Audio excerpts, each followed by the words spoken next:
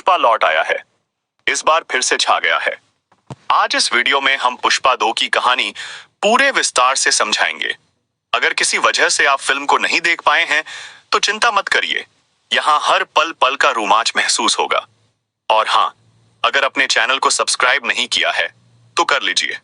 हमें 1000 सब्सक्राइब का टारगेट भी पूरा करना है और आपका सपोर्ट हमें आगे बढ़ाता है। तो चलिए बिना देर शुरू करते हैं। फिल्म की शुरुआत जापान से होती है, जहां एक जहाज के जरिए कुछ अनजान कंटेनर जापान पहुंचते हैं। इन कंटेनरों में लाल चंदन की लकड़ियां भरी हुई थीं और पुष्पा भाऊ भी उन्हीं कंटेनरों के साथ मौजूद थे। जब जापानियों ने उन्हें देखा तो भाऊ को पकड़कर उल्टा टांग दिया, लेकिन जैसे तैसे करके भाऊ ने हाथ छोड़ा लिए और उनसे लड़ाई करने लगे। फिर मालूम पड़ता है कि इन जापानियों ने लाल चंदन की लकड़ियां अपने पास रख ली थी, लेकिन कई दिनों से इनका भुगतान नहीं किया था। इसी कारण पुष्पा भाऊ को खुद जापान आना पड़ा। यहाँ पर पुष्पा भाऊ को जबरदस्त लड़ाई करनी पड़ी, लेकिन आखिर में उसे गोली लग जाती है और फिर वह समुद्र में गिर जाता है। लेकिन तभी पता चलता है कि यह हकीकत नहीं, यह एक सपना था। अब कहानी में खुलासा होता है कि पुष्पा भाऊ लाल चंदन की लकड़ी का सिंडिकेट लीडर बन चुका होता है। वह तय करता है कि लकड़ियां कहां भेजनी होती हैं। पुष्पा पूरी तरह राज कर रहा था, लेकिन उसके कई दुश्मन भी थे। इनमें सबसे बड़ा दुश्मन आईपीएस शेखावत था। फिल्म के पहले पार्ट में पुष्पा ने नंगा दौड़ आया था। अपनी इस बेइज्जती का बदला लेने के लिए कुछ भी करने को तैयार था। शेखावत एक चाल चलता है। जब जंगल में जाकर पुष्पा के आदमी लकड़ियां काटने जाते हैं, तब शेखावत मजदूर के रूप में बनकर उनके बीच शामिल हो जाता है और इनको पकड़ने का प्लान बनाता है और इन सब मजदूर को पकड़ लेता है, अरेस्ट कर लेता है। लाल चंदन की तस्करी में पुष्पा हमेशा बचता था, क्योंकि पुलिस के पास कुछ भी ठोस सबूत नहीं होते थे। लेकिन इस बार शेखावत 230 मजदूर को बुरी तरह मारता है और उन्हें जेल में डाल देता है। इसके बाद पुष्पा भाऊ की एंट्री होती है। वह पुलिस स्टेशन पहुंचता है, लेकिन वहां पर शेखावत मौजूद नहीं होता है। वहां पर कुछ इंस्पेक्टर होते हैं। पुष्पा भाऊ सारे मजदूरों को नहीं बल्कि सीनू को लेने आया था, क्योंकि उसी दिन सीनू की शादी थी। जब पुष्पा सीनू को लेने लगा तो उसने देखा कि सीनू के शरीर पर चोटों के निशान हैं। अपने बाकी मजदूरों का यह हाल देखकर पुष्पा भाऊ का गुस्सा फूट पड़ा। वही इंस्पेक्टर से कहता है, जिन मजदूरों पर शेखावत ने हाथ उठाया है, मतलब पुष्पा पर हाथ उठाया है, इसलिए इन सभी को मैं यहां से लेकर जा रहा हूं। तभी पुलिस वाले कहते हैं, अगर आप इन्हें ले जाते हैं तो हमारी नौकरी चली जाएगी। इस पर पुष्पा जवाब देते हैं, आज तक से लेकर तुम्हारी रिटायरमेंट तक जितना भी पैसा तुम जोड़ने वाले हो वह सब बर्बाद हो जाएगा। मतलब आज से तुम्हारा रिटायरमेंट हो गया। पुष्पा सभी पुलिस कर्मियों को बर्खास्त कर देता है और मजदूरों को अपने साथ ले जाता है। जब शेखावत पुलिस स्टेशन पहुंचा तो वहां कोई भी नहीं था। वह समझ गया कि पुलिस वालों को पुष्पा ने खरीद लिया है। पुष्पा भले ही गैर कानूनी काम करता हो, पर वह अपने घर वालों और मजदूरों का अच्छे से ख्याल रखता था। पुष्पा अपनी पत्नी श्रीवल्ली से बहुत प्यार करता है। अगले दिन श्रीवल्ली मंदिर में पूजा करने जाती है और भगवान की मूर्ति के लिए गहने और मुकुट लेकर जाती है। वहीं पर पुष्पा का सौतेला भाई मुरली भी वहां पर मौजूद होता है। मुरली श्रीवल्ली को ताना मारता है कि उनका कोई गोत्र यह सरनेम नहीं है। मुरली हमेशा श्रीवल्ली को नीचा दिखाने की कोशिश करता था, लेकिन उनकी बेटी कावेरी उन्हें पसंद करती है और उन्हें चाची कहकर पुकारती है। मुरली कावेरी को श्रीवल्ली से बात करने के लिए मना करता है। उधर पुष्पा ने श्रीवल्ली से वादा किया था, सीताप्पा के साथ मुख्यमंत्री से मिलने जाएगा। श्रीवल्ली कहती है कि वह सीएम के साथ फोटो खिंचवा के लाए ताकि उसे फ्रेम करवा के हाल में लगाया जा सके। पुष्पा वादा करता है, लेकिन जब वह सीएम से मिलता है तो सीएम फोटो खिंचवाने से मना कर देता है। सीएम का मानना था कि जूते पांव में ही अच्छे लगते हैं, हाथों में नहीं। सीएम ने श्रीवल्ली के खिलाफ भी कुछ आपत्तिजनक बातें कह दी, जो पुष्पा को बहुत बुरी लगी। पुष्पा ने बाहर आकर सीताप्पा से पूछा, अगर तुम सीएम होते तो तुम मेरे साथ फोटो नहीं खिंचवाते।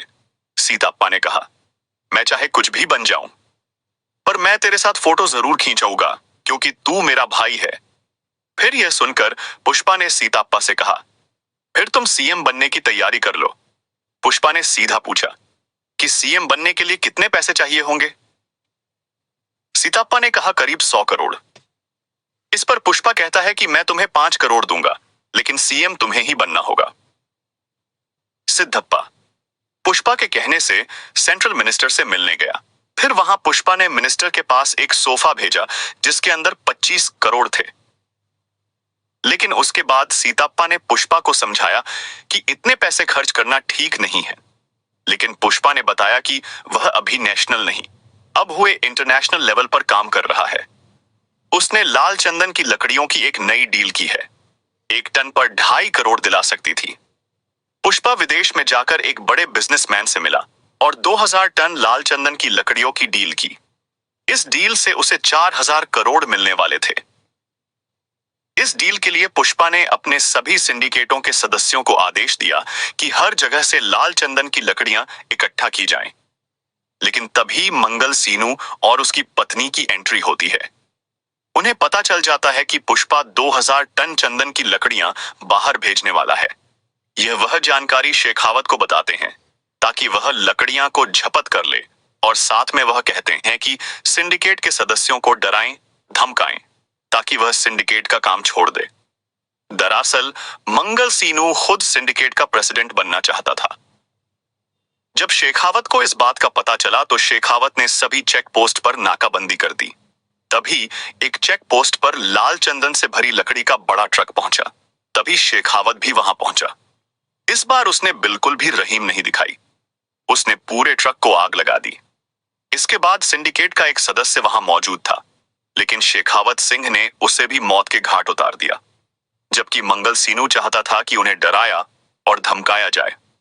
तब शेखावत सिंह ने कहा, मेरा डरने का तरीका कुछ अलग ही है। मैंने इसे मार दिया है ताकि सिंडिकेट के और भी सदस्य मुझसे डरे।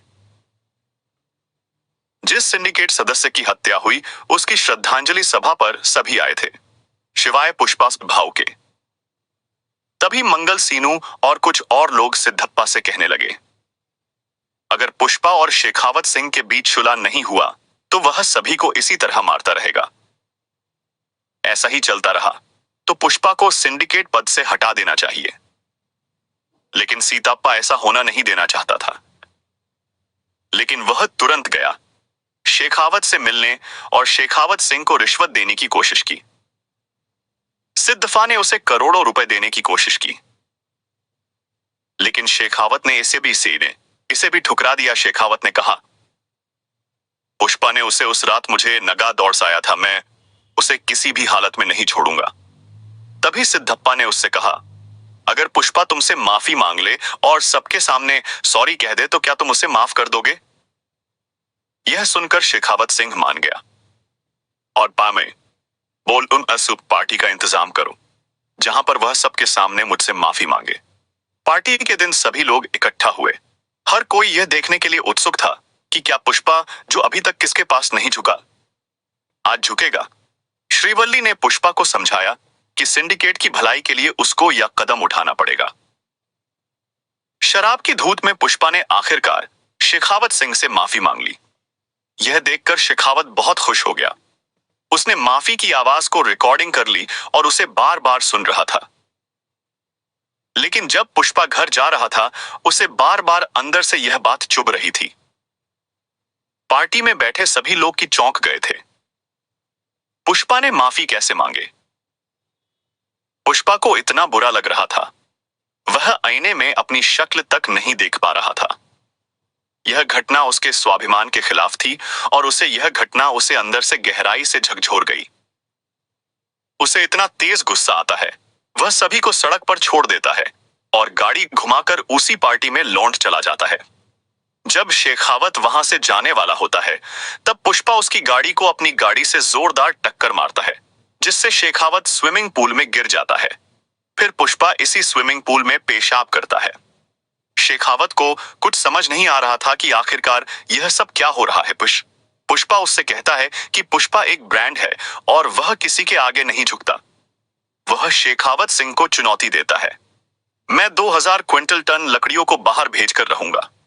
अगर मैं नाकाम रहा और तेरे हाथ में एक भी लकड़ी लग गई तो मैं जिंदगी भर मजदूरी करना शुरू कर दूंगा। यह सुनकर शेखावत को भी गुस्सा आ जाता है। फिर वह चुनौती स्वीकार करता है। वह चेक पोस्टों को पूरी तरह से बंद करवा देता है, लेकिन तभी उसको पता चलता है कि ब्रिज के नीचे नदी पूरी तरह सूखी पड़ी हुई है, क्योंकि यह गर्मियों का समय था। शेखावत समझ जाता है कि पुष्पा अपने ट्रैकों को इस नदी के रास्ते निकालने की योजना बना रहा है। उसका शक सही निकलता है। पुष्पा के ट्रक नदी के रास्ते से गुजर रहे थे। पुलिस की जीप उन्हें कई बार पकड़ने की कोशिश करती है, लेकिन सफल नहीं होती है। आखिरकार शेखावत उनके ट्रक के सामने आ जाता है और एक बड़ी शॉटगन से फायरिंग करता है। तभी कटलेट पुष्पा को फोन पर सारी जानकारी देता है। पुष्पा सबको कहता है, तुम सब ट्रक से कूद जाओ और सभी ट्रक ड्राइवरों को वहां से निकाल लो। मैं किसी भी इंसान की जान खतरे में नहीं डाल सकता। सब उसकी बात मानते हैं और सब वहां से भाग जाते हैं। शेखावत फायरिंग जारी रखता है और ट्रैकों में रखी चंदन की लकड़ियों को जब्त कर लेता है। यह सब देखकर मंगल सीनू और उसकी पत्नी बहुत खुश होते हैं। वो और मीडिया के सामने घोषणा करते हैं कि सब लकड़ियां पुष्पा की थीं। लेकिन थोड़ी देर बाद पता चलता है कि वह लकड़ियां साधारण लकड़ियां थीं। यह सब जानकर शेखावत अपने आप को मूर्ख महसूस कर रहा है। पुष्पा उसकी तरफ एक फूल भेजता है।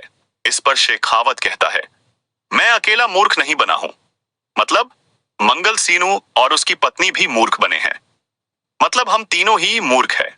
तभी पुष्पा कहता है, पुष्पा नाम सुनकर फ्लावर समझा। क्या फ्लावर नहीं वर्ल्ड फायर है? इसके साथ वह इशारों में भी कह देता है कि वह लाल चंदन की लकड़ियों को देश के बाहर भेजने वाला है और चुनौती देता है, रोक सको तो रोक लो। इसके बाद पुष्पा, श्रीवल्ली और पूरी फैमिली काली माता के मंदिर में उत्सव में पहुंचते हैं। वहां पर श्रीवल्ली को अचानक चक्कर आता है और पता चलता है कि वह प्रेग्नेंट है। यह सुनकर पुष्पा काली माता का गेटअप धारण कर लेता है और एक जबरदस्त तांडव करता है। यह दृश्य इतना शानदार था कि रोंगटे खड़ा कर देता है। श्रीवल्ली पुष्पा से पूछती है, आखिरकार तुम ये क्यों कर रहे हो? इस पर पुष्पा कहता है, मेरी एक इच्छा है। मैं काली माता से लड़की मांग रहा हूं। अगर लड़का हुआ तो उसे भी सरनेम देना पड़ेगा, लेकिन लड़की हुई तो वह दूसरे घर में जाकर नया सरनेम ले लेगी। इसी बीच पुष्पा की भतीजी के साथ कुछ लोग दुर्व्यवहार करने लगते हैं। यह देखकर पुष्पा को बहुत गुस्सा आता है और वह उन सब से भिड़ जाता है। यह एक्शन सीक्वेंस बहुत ही दमदार थे, क्योंकि इनमें भावनाएं भी जुड़ी हुई थी। लेकिन तभी मुरली वहां आ जाता है और पुष्पा से कहता है, यह सब कुछ तुम कर भी लोगे, तब भी तुम्हें तुम्हारे बाप का नाम नहीं मिलेगा। तुम्हें ऐसे लग रहा है कि तुम हमारे बराबर हो जाओगे, लेकिन ऐसा कभी नहीं हो सकता। तुम हमेशा अनाथ थे और अनाथ ही रहोगे। तुम्हारा कोई नहीं हो सकता। यह बातें सुनकर श्रीवल्ली को बहुत गुस्सा आता है और वह मुरली पर बहुत जोर से चिल्लाती है। बाद में मुरली उन लोगों को पकड़वाने की कोशिश करता है जिन्होंने कावेरी के साथ दुर्व्यवहार की थी। इसके बाद हम कहानी में देखते हैं, मंगल सीनू, उसकी पत्नी और शेखावत मुख्यमंत्री के पास पहुंचते हैं। वही सीएम से कहते हैं कि यह लाल चंदन की लकड़ी अगर बॉर्डर पर पहुंच गई तो आपकी मुख्यमंत्री की कुर्सी भी खतरे में आ जाएगी, क्योंकि इससे 2000 करोड़ या 4000 करोड़ की फंडिंग आने वाली है। अगर यह पैसा पुष्पा के हाथ में लग गया तो वह आपको हटाकर अपने सरकार बना लेगा। यह सुनकर सीएम फौरन आदेश देता है कि इन लकड़ियों को बॉर्डर पार जाने से रोका जाए। यह लकड़ियां रामेश्वर के रास्ते श्रीलंका जा रही थीं। यहां से श्रीलंका 18 किलोमीटर दूर पर था। तभी शेखावत वहां पहुंच जाता है, लेकिन वह उन लकड़ियों को नहीं पकड़ पाता है, क्योंकि वह लकड़ियां जहाज के नीचे छुपाई गई थी। जब वह लकड़ियों से भरे जहाजों का पीछा करता है तो उसे सफलता नहीं मिलती है। आखिरकार मॉल डिलीवर हो जाता है। इसके बदले पुष्पा को बाहरी रकम मिलती है। इन पैसों को देखकर पुष्पा बहुत खुश होता है और इन पैसों से वह सारे एमलो को खरीदने में इस्तेमाल करता है। सारे पैसे सोफों में छुपाकर एमलो के पास भेजे जाते हैं। अब सारे एमले पुष्पा के निरंतर में हो जाते हैं। यह सब देखकर शेखावत बुरी तरह टूट जाता है। उसके पास अब कोई रास्ता नहीं बचता है। वह जानता है कि उसका ट्रांसफर तय है और अब सरकार भी उसके निरंतर में नहीं रहेगी। सरकार भी अब पुष्पा की हो चुकी थी। गुस्से और हताश में शेखावत चंदन की नकली लकड़ियों में आग लगा देता है। उसने काफी शराब पी हुई होती है और वहीं रुक जाता है। अचानक एक ब्लास्ट होता है जिसमें भंवर सिंह और शेखावत की मौत हो जाती है। हालांकि उसकी मौत को सार्वजनिक नहीं किया जाता है और ना ही उसकी डेड बॉडी दिखाई जाती है। कुछ दिन बाद कहानी में दिखाया जाता है मुख्यमंत्री बदल चुके होते हैं। अब नई सीएम सिद्धप्पा बन चुके होते हैं। इसी बीच पुष्पा ने पूरे राज्य में अपनी पकड़ मजबूत कर ली थी, क्योंकि उसने सभी एमएलए को खरीद लिया था।